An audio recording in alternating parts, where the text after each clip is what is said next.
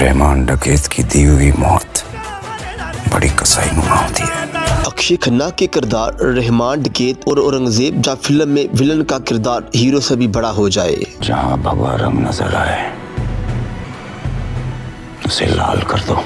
अमूमन ऐसा ही होता है कि जब किसी फिल्म का ऐलान होता है तो फिल्म बिन पहली बात यही देखते हैं कि इस कहानी का मरकजी किरदार यानी हीरो और हीरोइन कौन है, और प्रोडक्शन कंपनी की सोशल मीडिया मशीनरी भी इन्हीं का मरकज किरदारों का नाम इस्तेमाल करके पब्लिसिटी में लग जाती है। लेकिन अगर आप फिल्मों के शौकीन हैं तो ये बात जरूर जानते होंगे कि कुछ विलन भी ऐसे होते हैं जो न सिर्फ अच्छी अदाकारी करके फिल्म का मेला लूट लेते हैं बल्कि अक्सर इन्हें हीरो और हीरोइन से ज्यादा पिजराई भी मिलती है। माजी ही की मिसाल ले लीजिए। दहायों कबल अमजद खान यानी फिल्म शोले के गब्बर सिंह के अल्फाज इतने आदमी थे। आज भी जे और वीरो अमिताभ बच्चन और धर्मेंद्र के दरमियान डायलॉग्स पर भारी है। कितने आदमी थे?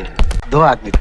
और तुम 3 फिर भी वापस आ गए। यहाँ से 50 कोस दूर गांव जब बच्चा रात को रोता है तो माँ कहती है बेटे सो जा, नहीं तो गब्बर सिंह आ जाएगा। फिल्म मिस्टर इंडिया में अनिल कपूर के गायब होने की कहानी से ज्यादा आज भी फिल्म के मनफरी किरदार अमरीश पुरी का डायलॉग मोगैम्बो खुश हुआ सुनने में आता है। मोगैम्बो खुश हुआ, मोगैम्बो खुश हुआ। इन फिल्मों के रिलीज होने की दहाइयों बाद भी मनफी किरदारों का हीरो और हीरोइन से ज्यादा दाव समेटने के ट्रेंड खत्म नहीं हुआ। वागा नाम है मेरा, क्योंकि ना हूँ मैं हिंदुस्तान का ना पाकिस्तान का। बस जो प्लेयर गेम बदल पाए पीछे पड़ जाता हूँ उसकी जान का। इसी फिल्म की ताज़ा तरीन मिसाल धुरिंदर है, जिसमें हीरो तो रणवीर सिंह है लेकिन फिल्म में उनके किरदार से ज्यादा फिल्म के विलन रहमान डकैत यानी अक्षय खन्ना हर तरफ छाए हुए नजर आते हैं। न सिर्फ एक अरबी गाने पर अक्षय खन्ना का रक्स सोशल मीडिया पर छाया हुआ है बल्कि उनका एक डायलॉग रहमान डकैत की दी हुई मौत बहुत कसाईनुमा होती है। ये डायलॉग भी हर जुबान पर नजर आ रहा है। रहमान डकैत की दी हुई मौत बड़ी कसाईनुमा होती है।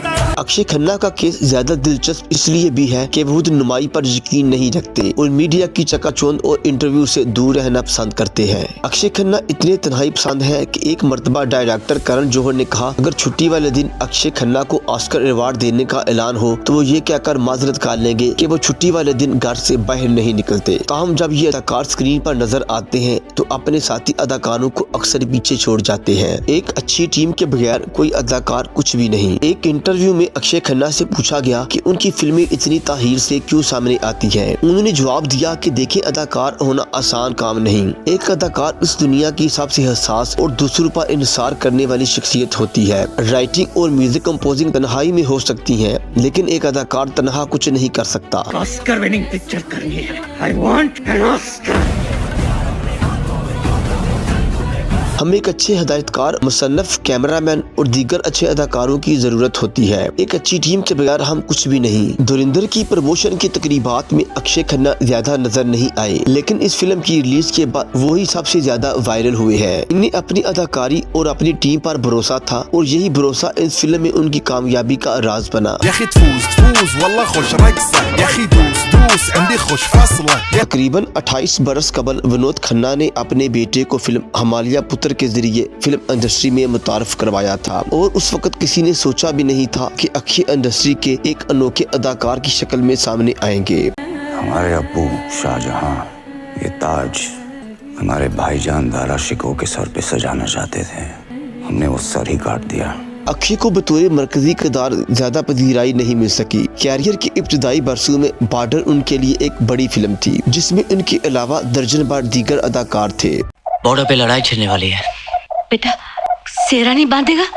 सेहरा तो अभी पूरा नहीं बना है माँ, बुन लो, मैं वापस आकर पहनूंगा। इसके अलावा कुदरत, डोली से जाके रखना, लावारस और अब लोड चले जैसी फिल्मों में उन्होंने मरकजी किरदार अदा किए लेकिन ये कहानियां बॉक्स ऑफिस पर नहीं चल सकी। सुभाष घई की फिल्म ताल अक्षय खन्ना के लिए एक बड़ी फिल्म साबित हुई लेकिन इसमें भी उनके साथ ऐश्वर्या राय और अनिल कपूर थे।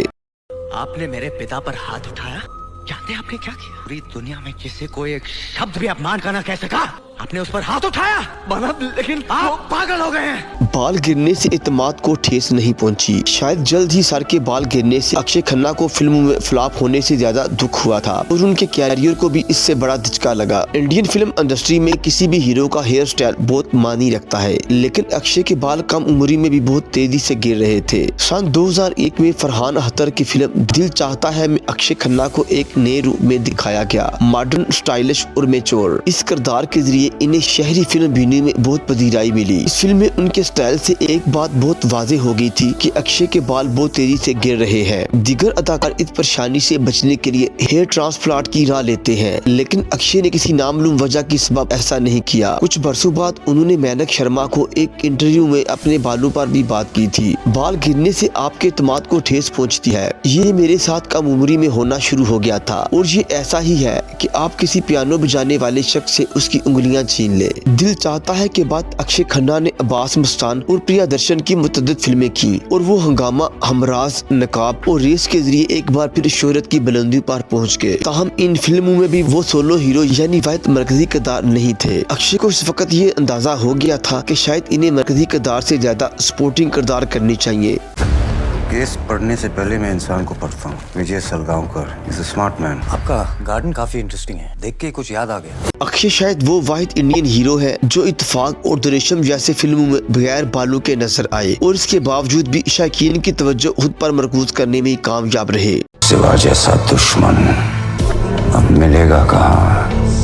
या अल्लाह, तुझसे नाराजगी उम्र भर रहेगी।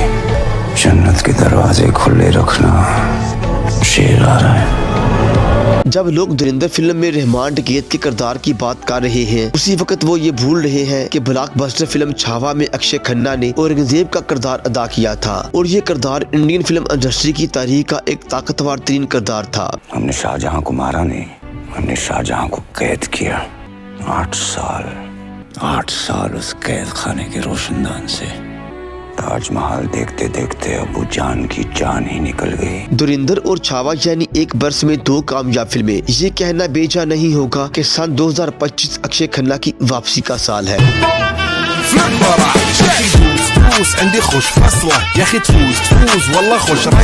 मजीद वीडियो के लिए देखते रहिए HDN।